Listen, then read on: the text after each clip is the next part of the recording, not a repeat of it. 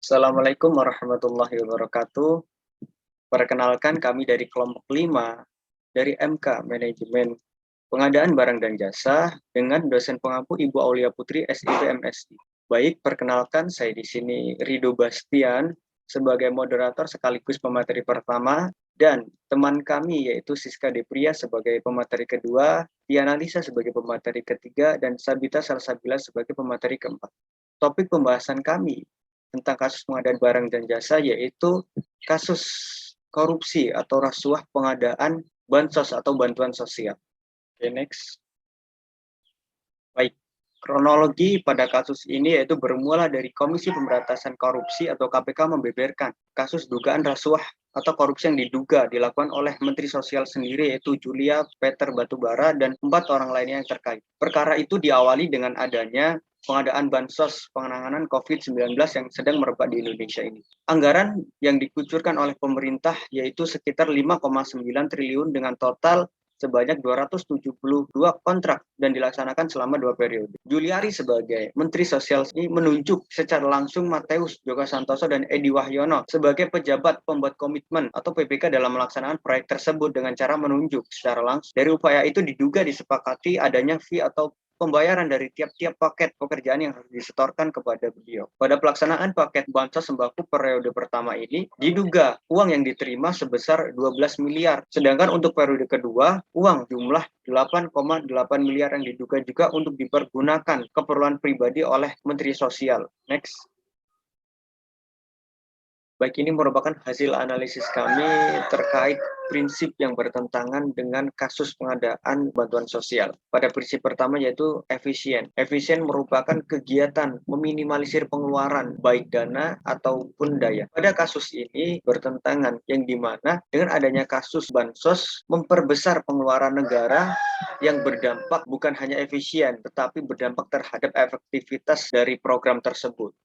Baik. Sekian materi yang dapat saya sampaikan. Pemateri kedua yaitu Siska Depria, kepadanya dipersilahkan. Baik, selanjutnya prinsip efektif. Efektif adalah pemanfaatan sumber daya, sarana, dan prasarana dalam jumlah tertentu yang secara sadar ditetapkan sebelumnya. Efektivitas menunjukkan keberhasilan dari segi tercapai tidaknya sasaran yang telah ditetapkan. Jika hasil kegiatan semakin mendekati sasaran, berarti makin tinggi efektivitasnya. Slide selanjutnya. Dari hasil analisis kami tentang kasus bansos COVID-19, terlihat tidak memenuhi prinsip efektif dalam pengadaan barang dan jasa. Terdapat pengurangan dana dari setiap paket bantuan sosial yang menyebabkan turunnya kualitas barang yang akan diterima oleh masyarakat. Slide selanjutnya. Yang ketiga ada prinsip terbuka. Prinsip terbuka berarti pengadaan barang jasa dapat diikuti oleh semua penyediaan barang jasa yang memenuhi persyaratan kriteria tertentu berdasarkan ketentuan dan prosedur yang jelas. Pada kasus korupsi bansos COVID ini tidak memenuhi prinsip terbuka karena pengadaan barang jasa dilakukan dengan metode penunjukan langsung dan distribusinya, serta penyediaan barang jasa tidak memenuhi ketentuan persyaratan. Dari hasil analisis kami bahwa kasus ini tidak menerapkan prinsip terbuka. Baik, untuk pemateri selanjutnya yaitu kepada Saudari Tiana Lisa. Baiklah, terima kasih moderator atas kesempatannya.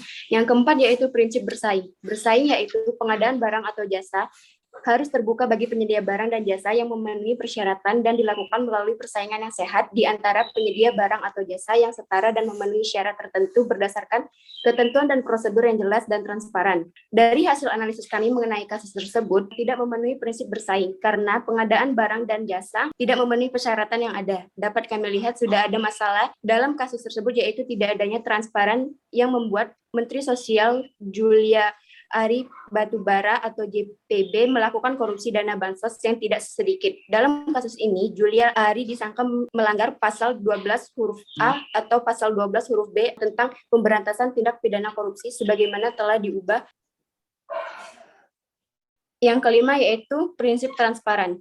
Transparan berarti semua ketentuan dan informasi mengenai pengadaan barang dan jasa bersifat jelas dan dapat diketahui secara luas oleh penyedia barang atau jasa yang berminat serta oleh masyarakat pada umumnya. Dari hasil analisis kami diketahui bahwa di berbagai daerah warga mengatakan bahwa banyak kesalahan data penerima bantuan sosial selama pandemi COVID-19. Data tersebut ditemukan berdasarkan pemantauan dengan 11 mitra ICW di berbagai daerah. Berdasarkan hal tersebut, maka bansos COVID-19 tidak memenuhi prinsip transparan. Baiklah, saya kembali kepada moderator.